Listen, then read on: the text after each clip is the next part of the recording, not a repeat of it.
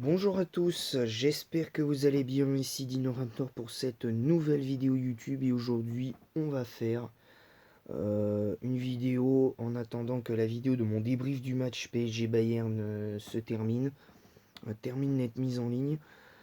On va parler des pires Pokémon de type roche en stratégie selon mon vécu dans les jeux Pokémon.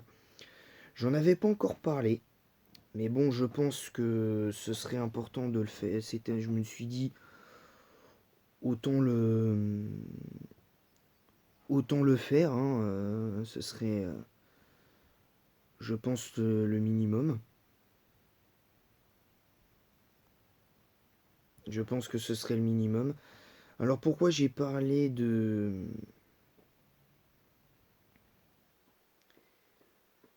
C'est...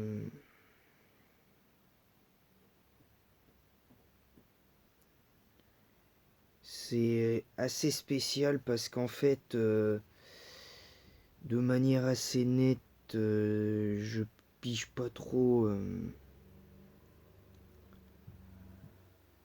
C'est très très très compliqué d'être conscient. On a fait le type... parce que je rappelle qu'on a commencé par le type normal, on a fait le type feu, eau et plante. 4, type électrique épisode 5, type insecte épisode 6, spectre épisode 7, type ténèbres épisode 8. Donc là on en est à l'épisode 9. Ben, très sincèrement, le type roche, trop surestimé en stratégie, des choses qui sont pour moi assez inacceptables en l'état et très honnêtement, il n'y a pas grand chose à dire. Alors pour moi, le pire Pokémon de type roche de la première génération, c'est Kabutops. Kabutops, pourquoi? Parce que Kabutops, très franchement, il vaut même pas la peine qu'on s'attarde dessus en première génération. Et même dans les autres générations, très clairement, c'est pas un Pokémon de ouf. Il a fait une brève incursion en cinquième génération avec la puissance des Team Rain. Mais bon, au-delà de ça, c'est vraiment pas ouf. C'est vraiment pas ouf. La deuxième génération, je vais parler de Coraillon. Coraillon de Johto. Parce qu'il y a le Coraillon de Galar. Coraillon sans commentaire quasiment. Parce que très franchement, il a aucun flow. Il est pas si mignon que ça en plus. Je le trouve assez moyen. Puis en plus, son double type défensivement est plus que discutable. Très clairement. Et je comprends pas. Je comprends pas. Et voilà, donc pas assez bon. Troisième génération, malgré le tir dans lequel il est, c'est... euh, et ça me fait mal au cœur parce que c'est un Pokémon que je trouve assez stylé, c'est Armaldo. Armaldo, roche insecte. Voilà, déjà d'entrée, t'as tout compris. Armaldo, son double type défensif, c'est assez moyen parce que il est roche insecte, d'accord, mais il a une faiblesse à l'eau, une faiblesse euh, au, au feu, je crois, non, même pas. Je sais même pas si c'est. Je sais même plus c'est quoi les faiblesses de ce type-là. C'est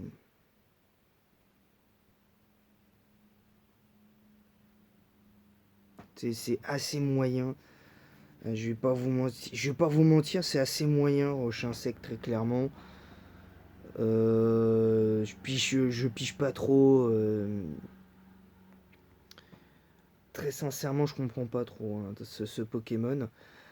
Après, bon, la troisième génération n'a pas été tendre avec lui parce que y avait, c'était vraiment pas le Pokémon qui pouvait te rendre un service incroyable et franchement assez moyen. Quatrième génération, j'aimerais parler d'un Pokémon que je trouve pour moi surcoté, c'est Bastiodon. Bastiodon dont on surestime les capacités. Alors ok, il a une grosse défense, c'est une grosse défense spéciale. Mais t'as l'impression qu'ils ont voulu faire une première version de Prédastérie, mais en raté. Clairement en raté. En plus, il est pas si beau que ça, vraiment pas beau. Son double type défensivement, roche-acier, c'est vraiment pas ouf. Euh, Parce que même j'aurais pu mettre Galeking, tu vois, mais Galeking au moins il est bien meilleur offensivement. Je trouve que vraiment c'est Bastiodon, c'est une déception. C'est une déception claire et nette. Cinquième génération, moi je vais pas parler d'Aéroptérix parce que pour moi, malgré défaitiste, il reste quand même jouable. Pour moi, c'est Krabarak. Pour moi, c'est Krabarak parce que Krabarak, bon, déjà dans le design, ils se sont pas foulés. Les talents sont plus que discutables. J'ai rien de plus à dire sur lui. Très franchement, en plus, l'avoir mis aussi long que ça, je trouve ça assez moyen quand tu sais ce qui se passe en cinquième génération avec ces histoires de vitesse et tout ça et tout, et puis de puissance offensive, ben là je suis désolé mais c'est non pour moi. Très clairement c'est non. Je l'ai joué une ou deux fois et très clairement je le jouerai plus jamais parce que c'est un Pokémon vraiment décevant et voilà. Alors désolé d'avoir été aussi rapide pour certains Pokémon, mais il y a certains Pokémon qui ne méritent même pas que je développe tant ils sont décevants au possible. Et ceux qui me répondront dans l'espace commentaire avec respect, je l'espère, comprendront de quoi je parle parce que là je parle pas uniquement en stratégie, c'est de vécu aussi, très clairement. Ensuite, pour moi, le pire Pokémon de type roche de la sixième génération, pour moi, c'est Gigalith. Parce que Gigalith, le problème, c'est que ces deux talents ne lui correspondent pas. Déjà, pour moi, ces deux talents ne lui correspondent pas parce que quand tu vois les stats de ce Pokémon, alors il a une très grosse attaque, il n'y a pas de souci, mais je suis désolé. Ce Pokémon, il devrait qu'il soit lent. Je dis pas le contraire. Mais il devrait avoir deux autres talents. Moi déjà, je lui aurais mis un accès à Fracasse-Tête et Tête de Roc. Déjà. J'aurais enlevé Force Sable et je l'aurais peut-être remplacé par un autre talent. Euh, euh, je sais pas. Peut-être pour le côté défensif, j'aurais peut-être mis Force, mais tu vois que non, franchement, c'est assez dommage parce que ce Pokémon, il a un potentiel de ouf. En plus, je le trouve assez stylé, mais assez dommage en l'état. Ensuite, j'aimerais parler de Hama Hama, un Pokémon que beaucoup d'entre vous se permettent de surcoter, très clairement. Je le trouve surcoté parce que, à part dans les teams distorsion, je vois pas comment tu peux insérer un Pokémon pareil. Alors, cela dit, il a quand même une attaque de 131, il a une défense de 211 quand même, ce qui est assez monstrueux. Il a une défense spéciale de 101, ce qui est pas génial, mais qui est quand même pas mauvais. Mais non, franchement, Ama, même si pour moi il a un potentiel de ouf, mais là pour moi il est pas aussi fort qu'on croit. En tout cas en CG, je trouve qu'on en fait trop sur lui. Je trouve qu'on en fait trop. Huitième génération, alors là après, je pense pas que ça grince clairement des dents, mais à la limite, je pense qu'on peut mettre Dolman dans l'eau parce que il a une vitesse assez étrange pour un Pokémon roche pure qui normalement devrait être plus lent que ça. Une défense spéciale que je ne comprends pas très clairement. Parce que là, très franchement, une défense spéciale de chips, que t'as laissé pendant plusieurs jours dans le paquet sans la manger. Bah là, c'est pareil, hein, c'est très clairement, là, ça fait clairement le même effet. À ce niveau-là, ça fait clairement le même effet. Ensuite, la 9G, alors peut-être que ça grincera des dents pour certains Pokémon, mais pour moi, euh, ce Pokémon n'a rien à faire là. Très clairement, c'est Craparoa. Parce que Craparoa, je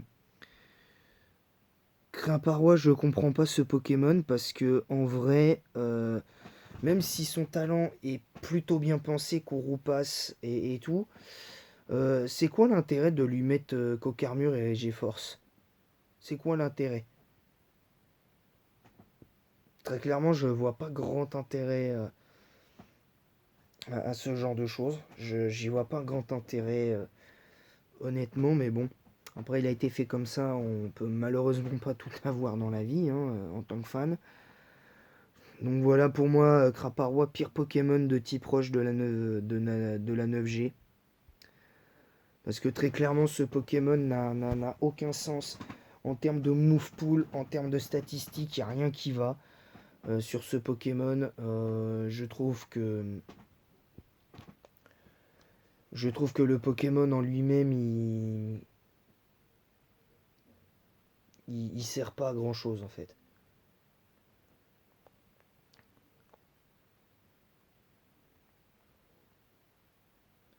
Je trouve qu'il sert pas à grand chose. Il y a un manque de tout.